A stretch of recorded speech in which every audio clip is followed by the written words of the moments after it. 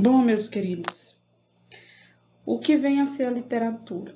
Etimologicamente, o termo literatura vem do latim literis, que significa letras. Podemos dizer, então, que a literatura é uma manifestação artística que usa a palavra como matéria-prima. Por isso que se diz que a literatura é a arte da palavra, extraindo dela seus múltiplos significados ou usando-a como um instrumento para falar da realidade. Ou seja, a literatura, por bem dizer, pode ser considerada a manifestação da expressividade humana. Uma manifestação artística que tem por finalidade o quê?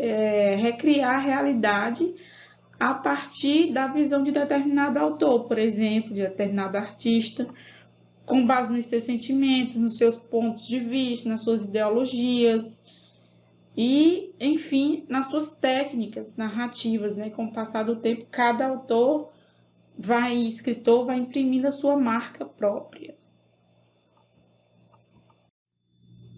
Vamos falar um pouco sobre a natureza da linguagem literária.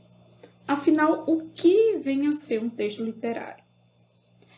Trata-se de um texto que possui uma linguagem subjetiva, cuja finalidade é criar expectativas, envolver o leitor, entretê-lo, provocar emoções, despertar algumas reflexões sobre a natureza humana, dentre outras.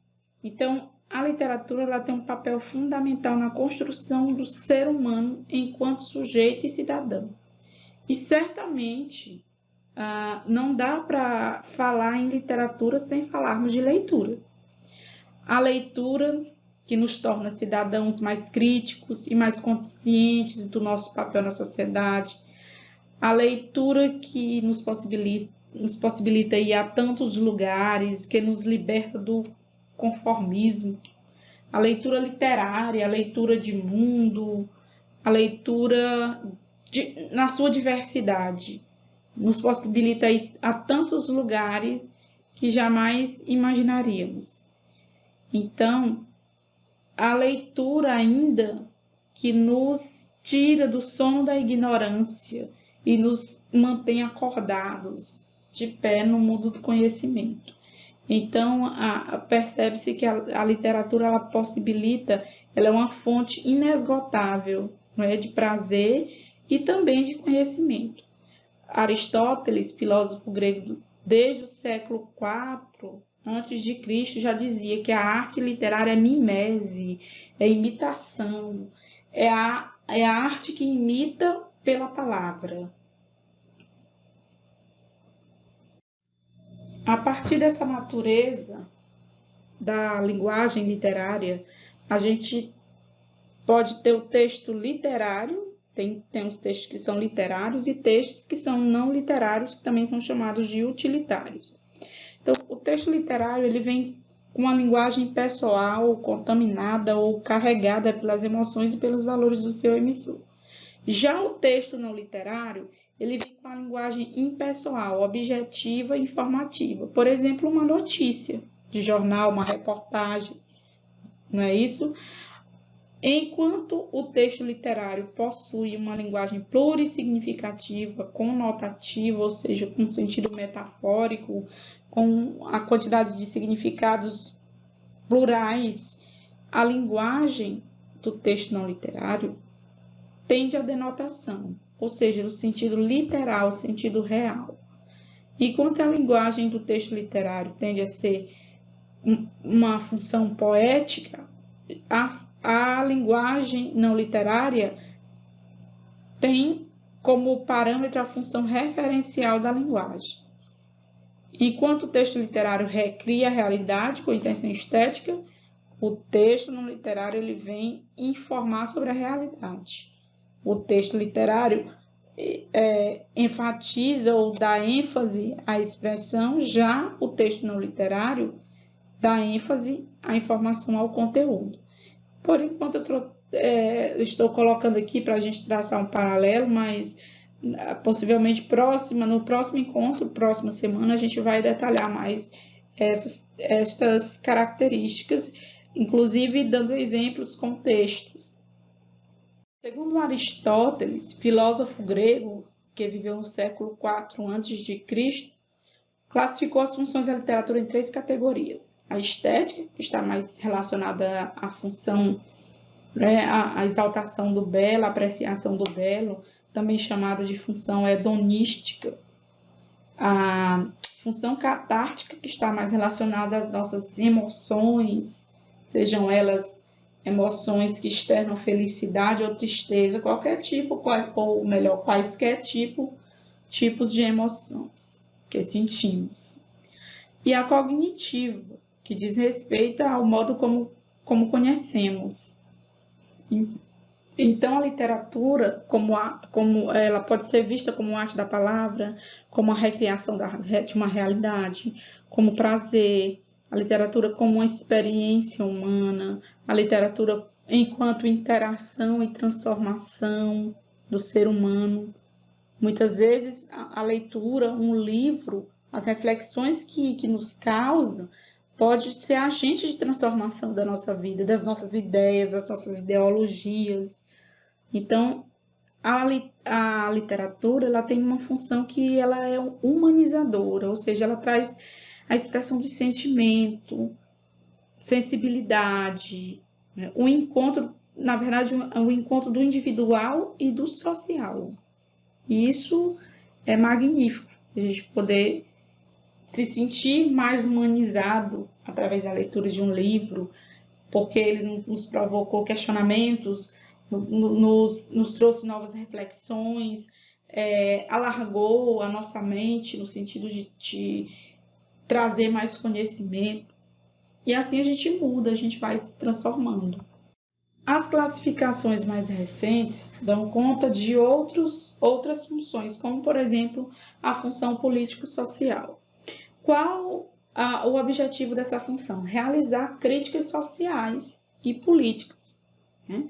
Então, quando isso ocorre, nós dizemos que a literatura ela é uma literatura engajada, ou seja, quando a obra literária tem a função de apresentar um retrato da realidade, de escrever, criticar, ironizar, satirizar problemas da nossa sociedade. Eu sempre gosto de exemplificar com a música, para não dizer que não falei, das Flores, do Geraldo Vandré, muito conhecida por todos, que foi cantada na época da ditadura, e as pessoas compreendiam a mensagem da música, né? Que na verdade era um grito de liberdade das pessoas.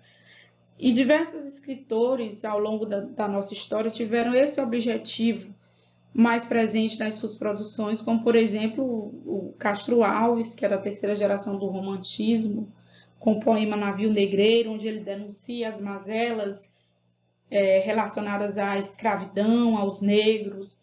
O Aloysio de Azevedo, quando denuncia a miséria, as mazelas sociais ocorridas no cortiço. Memórias Póstumas de Brás Cubas, no realismo. Vidas Secas, com Graciliano Ramos, lá na segunda geração do modernismo. Todas essas obras elas têm uma função político-social, porque elas vêm denunciar algumas situações que estão, muitas vezes, presentes na nossa realidade. Então, aí é quando a literatura exatamente busca, né, ser engajada, ser instrumento de denúncia social. A função catártica diz respeito a uma obra capaz de provocar no leitor uma espécie de explosão de sentimento, como eu já falei anteriormente. Isso fazer aflorar em nós as sensações, pode ser tristeza, pode ser alegria, ou raiva, ou conquistas, né, realizações, enfim. Liberar as emoções e os sentimentos. Os exemplos de texto que têm essa função como predominante, por exemplo, vão depender da recepção de cada leitor, que às vezes depende muito, como a gente costuma falar, do nosso estado de espírito, mas costuma-se associar poemas e textos mais poéticos à função catártica. Então, nesse caso, o texto literário consegue, de fato, mexer profundamente com o seu leitor, gerando choros, sorrisos, ansiedade, calafrios, etc. Já a função estética tem como principal objetivo gerar admiração do leitor devido à sua perfeição artística, ou seja, perceber e valorizar a beleza da obra. Entre os principais exemplos que ilustram textos com função predominantemente estética, podemos destacar Olavo Bilac, do Parnasianismo, devido à habilidade de compor poemas com rima, ritmo e métrica perfeitos. Então, o objetivo é exatamente gerar a admiração do belo. Essa função pode também ser chamada de hedonística. Então, quando um texto literário tem essa função, por exemplo, como predominante, o que se percebe é que esse aspecto do belo na literatura pode estar ligado ao jogo de palavras e às imagens que são criadas pelo autor. Enfim, nesse poema Profissão de Fé, do Olavo Bilac, por exemplo, a gente percebe-se o que eles faziam nesse período era exatamente uma literatura voltada para a arte, ou seja, era a arte pela arte, assim chamada. Porque o que importava era a beleza da forma.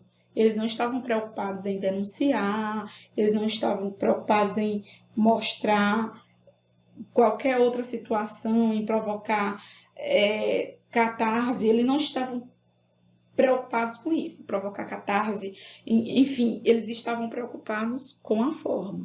Invejo o ourives quando escrevo, imito o amor, com que ele em ouro o alto relevo faz de uma flor. Por isso ocorre por servir-me sobre o papel. A pena como uma prata firme corre o cinzel. Torce, aprimora, alteia, lima a frase e, enfim, no verso de ouro, engasta a rima como um rubim. Quero que a estrofe cristalina, dobrada ao jeito do ourives, saia da oficina sem um defeito. Então, sair da oficina sem um defeito, não é isso? Demonstra essa necessidade que eles tinham de produzir poemas, obras bem elaboradas, poemas bem elaborados. Por isso que é chamado arte pela arte, é uma função estética. Então, a quarta função é a função cognitiva, cujo objetivo também é transmitir conhecimentos ao leitor, por exemplo, em determinados períodos da história, onde percebe-se sentimentos variados, situações humanas diversas, características culturais, enfim, mas a literatura está ali, no meio de tudo isso. Exemplo claro disso são os textos do quentismo no Brasil, que tratam de fazer uma descrição da terra, de como eles encontraram as terras brasileiras. Então, tem um trechinho aí da carta de Pero Vaz de Camões. Né? Não podemos saber que haja ouro, nem prata, nem coisa alguma de metal, de ferro. Porém, o melhor fruto que dela se pode tirar parece que é salvar esta gente. Só sublinhando alguns trechos aqui, nosso tempo é curto. A quinta função é a função lúdica, ou seja, a literatura também ela tem essa função de entreter o leitor, de proporcionar algum tipo de prazer, um relaxamento, uma diversão. Por exemplo, um poema aqui do Milor Fernandes. Era um homem bem vestido, foi beber no botequim, bebeu muito, bebeu tanto que saiu de lá assim. As casas passavam em volta numa procissão sem fim. As coisas todas rodando assim, assim, assim. Então, até a maneira mesmo como eu li já mostra a graça do texto. O poeta é uma criança que se compraz em estilizar suas emoções como um menino, edificar castelos na areia ou fazer bolhas de sabão. Então, podemos dizer que a literatura, concordando com Fernando Pessoa, como toda arte, é uma confissão de que a vida não basta. Nós precisamos de muito mais, e a literatura nos oferece uma gama de oportunidades. Tchau, tchau, gente. Até o nosso próximo encontro. Um grande abraço.